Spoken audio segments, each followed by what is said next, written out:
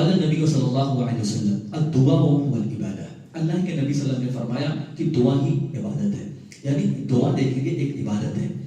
ان دعا کے تعلق سے بہت سارے لوگ ہمارے غلط فہمی کے شکار ہوتے ہیں کہ جب دعا کرنا ہے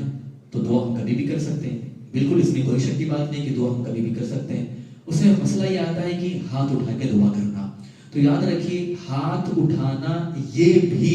عبادت ہے، یہ بھی عبادت ہے۔ ہم کو کیسے معلوم کہ ہاتھ ایسے اٹھانا ہے؟ ہم ایسے بھی تو ہاتھ اٹھا سکتے تھے، ہم ایسے بھی تو ہاتھ اٹھا سکتے تھے، لیکن شریعت نے ہم کو بیان کیا ہے کہ ہاتھ اٹھانا ہے، سینے سے اوپر ہونا چاہیے، یہ بیچ کا حصہ آسمان کی طرف ہونا چاہیے، اور آپ کو دونوں ہتھیلیوں کو ملا کر دعا کرنا چاہیے۔ اب یہ جو شریعت نے ہم کو بتایا یہ عبادت ہے، تو ہم اس عبادت کو ویسے ہی کریں گے اور اسی وقت کریں گے جس وقت اور جیسے شریعت اسلامیہ نے ہم کو بتایا ہے۔ تو بسا اوقات ہوتا ہے کیا ہمارے یہاں کہ ہر نماز کے بعد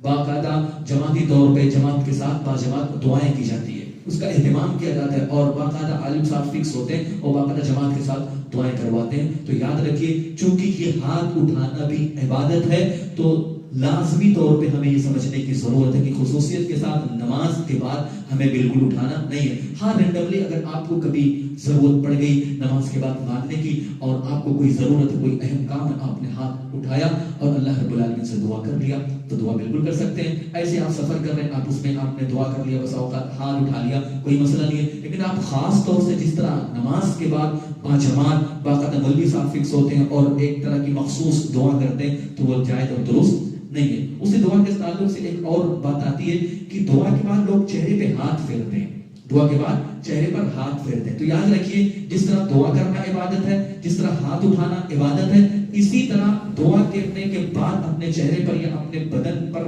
ہاتھ کو پھیرنا یہ بھی عبادت ہے۔ تو یہ عبادت بھی اسی وقت کریں گے، ویسے ہی کریں گے جیسے اللہ کے نبی نے اور جب اللہ کے نبی نے ہم کو سکھایا ہے۔ تو دعا کرنے کے بعد عموماً اللہ کے نبی صلی اللہ علیہ وسلم اپنے ہاتھ کو نہیں پھیرتے تھے، چہرے پر نہیں پھیرتے تھے، جب ثابت ہے وہاں ہم کرتے ہیں۔ جیسے اللہ کے نبی صلی اللہ علیہ وسلم کی حدیث ہے کہ اللہ کے نبی صلی اللہ علیہ وسلم جب سونے کے لیے جاتے تھے تو اس وقت سورہ ناس، سورہ فلق، سورہ اخلاص پڑھتے تھے اور اپنے دونوں ہاتھوں پر ٹھکاتے تھے، دم کرتے تھے اور سر اور چہرے کے سامنے والے حصے سے شروع کرتے تھے اور جہاں تک ہاتھ پہنچتا تھا اس کو ملتے تھے۔ تو جس وقت ثابت ہے آپ اس وقت کریں گے، جہاں پہ ثابت نہیں ہے اس وقت ہم نہیں کریں گے، لہٰذا اس کو بھی ہمیں سمجھنے کی ضرورت ہے۔